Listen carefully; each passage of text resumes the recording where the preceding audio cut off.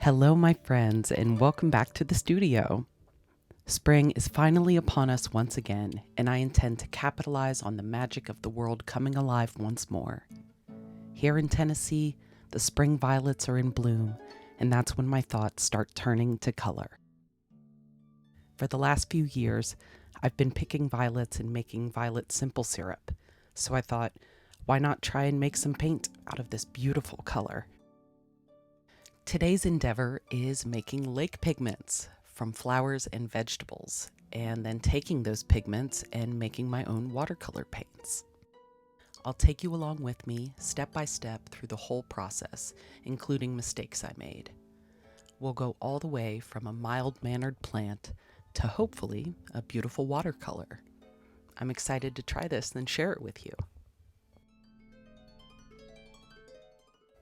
In this video, I'll be attempting to make pigments from 4 different plants, and the first up is the violets. I picked enough to fill my favorite mushroom bowl, which was about 2.5 cups. Immediately after gathering and to avoid wilting, I set about plucking the petals away from the base of each flower. I discarded the green bits, leaving only the petals. The second plant in my experiment was dandelions. I know they stain my fingers, so I'm hoping this will translate to a strong dye. I do the same as the violets, petals only, discarding the stems. The third plant is red cabbage. I roughly chopped up 1/4 of the cabbage, and my cutting board was dyed blue, so I took that as a good sign. The fourth plant is beets. I cut off the stalks and leaves and chopped the bulbs into smallish cubes. The second step is to extract the dye. For the cabbage and beets, I boiled distilled water and simmered them and covered for 1 hour. The flower petals require a slightly different approach. Boil distilled water and then remove from the heat for 5 minutes before adding the petals. This is to avoid burning or singeing the delicate petals. Cover them with a tea towel and let steep for 24 hours. Don't let them sit longer, otherwise you run the risk of the dye over-oxidizing and turning a grayish brown. Using distilled water is also important as it helps to retain the purity of the color. I decided I needed to come out for a few more. Crop number 2. Here you can see how much of the dye has been leached from the petals. It smells amazing.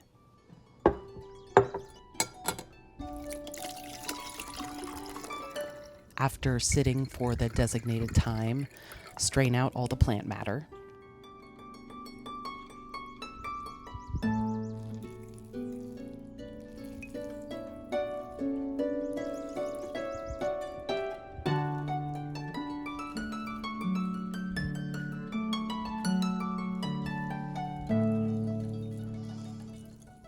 And then chuck it in the compost or out in the yard.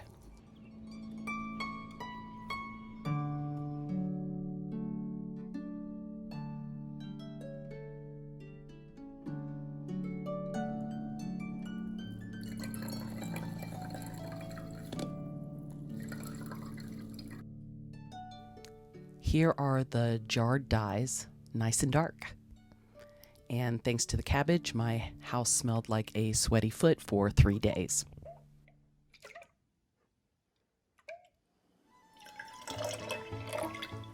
Step 3 is adding alum and sodium carbonate. Okay, so this part was a big learning experience. I did a little too much research and confused myself after finding lots of different recipes online. But I will share what worked for me after a couple of failed attempts. I got the alum and the sodium carbonate online after looking for them locally, but they were each about $5. My science experiment has gone awry.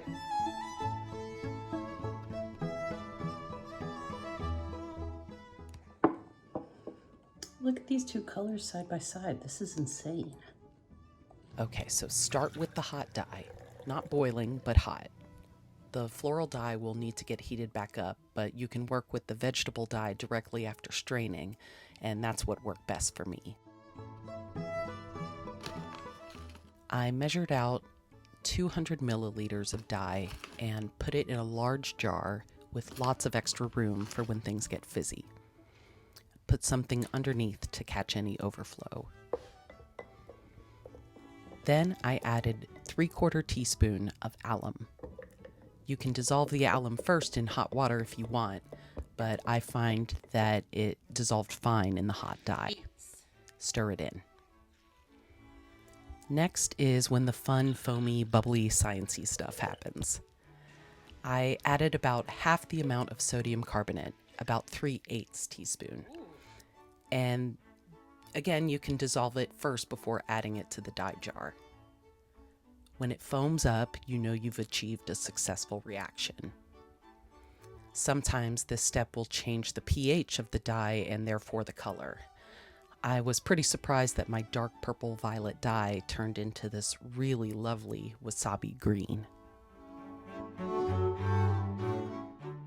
Step 4 is a waiting game, settling and filtering. I let my pigments sit overnight, and in the flour mixtures I could clearly see the bound pigment particles settling to the bottom of the jar. I poured off the water on top down the drain and then poured the pigment sludge into the filters.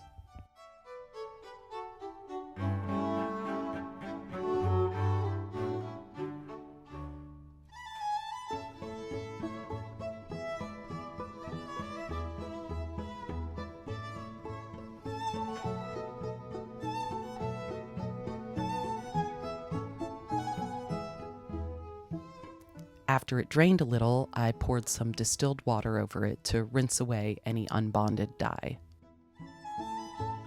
Beautiful color, but there's not very much of it. For the beets and the cabbages, the dye was so dark that I couldn't see the separation, so I just poured the whole thing into the filters. I let these sit overnight. Step 5, drying. After most of the moisture drained out, I spread out an old towel and spread out each filter. This is the pigment yield I got from the violets, and it's quite a lot. Again, I was surprised at how much the color changed, and had hoped it would be darker, but it is a really pretty color. I spread it all out, nice and thin with a palette knife, to dry evenly and faster. And I have to be honest, I was on pins and needles during this process. I was so excited, and it was hard to wait. When I spread out the beet and cabbage pigments, I was squealing with joy. Look at how vibrant! I allowed them to sit out for 2 days to fully dry, and the pigment will shrink and crack. Step 6, grinding. Once my pigment dried, it was grind time. You'll need a mortar, pestle, and an old sock for this part. I sandwiched each filter and gently rubbed it together so that I could get as much of the pigment as possible into the mortar. Then I put the pestle in and covered the whole thing with an old sock to help keep the dust down. I also worked by an open window and wore a mask so as not to inhale any of the powder. I wouldn't really recommend using this mortar and pestle in the kitchen again after doing this, just to be on the safe side. Grind, grind, and grind some more. You want a nice fine powder, and I found that grinding for about 20 minutes did the trick.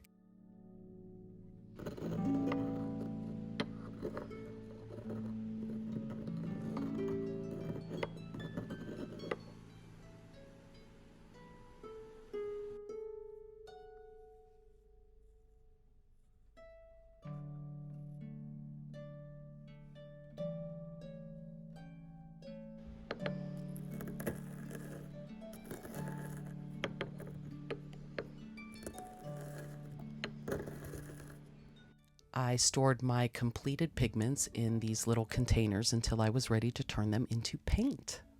Look at how pretty they are. I ended up with 2 variations of the beets. I can't really account for where in the process this color shift happened, but I like them both. I didn't end up with enough dandelion pigment to grind, unfortunately. The dye wasn't very strong from the get, so I wasn't too hopeful. Regardless, I think this ended up being a really nice quartet of color.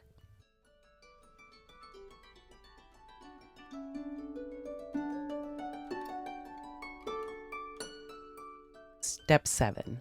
Making the paint. Making the paint is a fairly simple process now that we've done all the hard work of extracting the pigment. We will need the pigment, a binder like gum arabic, a glass slab, a glass muller, a palette knife, and a little pot or pan to put the finished paint in. You can find all of these things in most art supply shops. I got mine locally at Jerry's.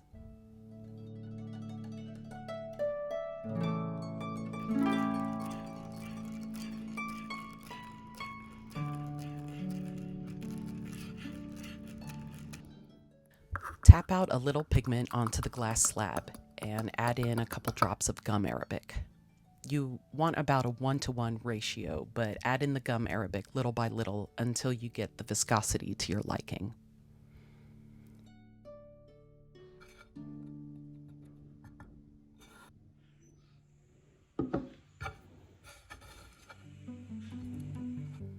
Gently place the muller on top and get to work in small circles, grinding until everything is smooth and fully mixed.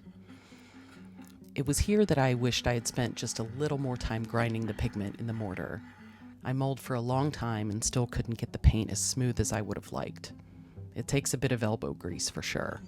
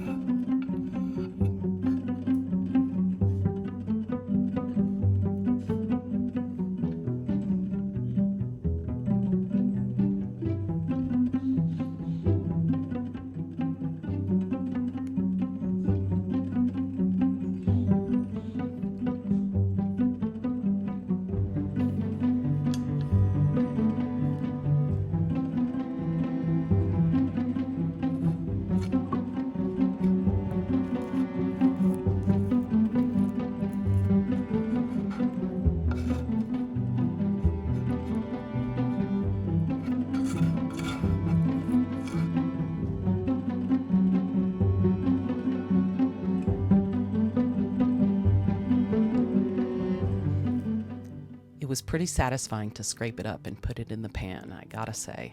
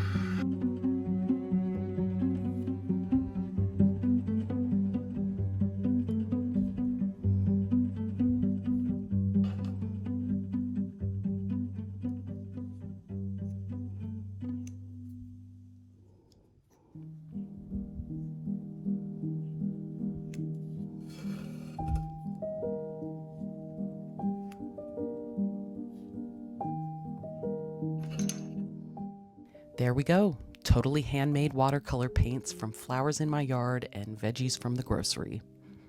I feel like I should just mention here that even though we made these from food, they are not edible. pretty enough to eat, but dear God, don't do it.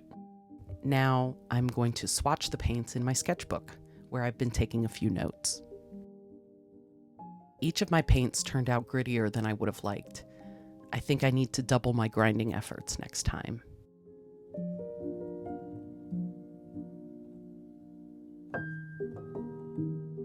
Note, even though these pigments are now insoluble, that doesn't necessarily mean light fast. They will fade in direct light, so I wouldn't recommend using these paints on things you plan to sell or display directly in sunny areas. They're great for my sketchbook though, since it spends most of its life closed and dark.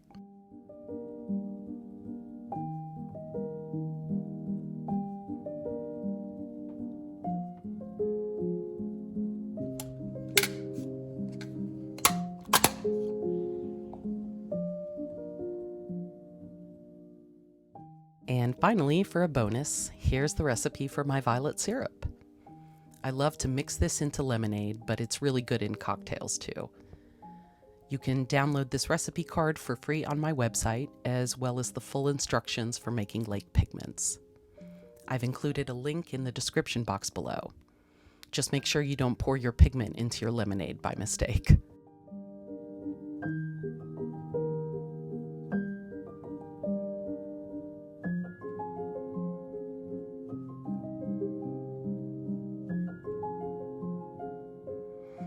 Okay, so that was the experiment.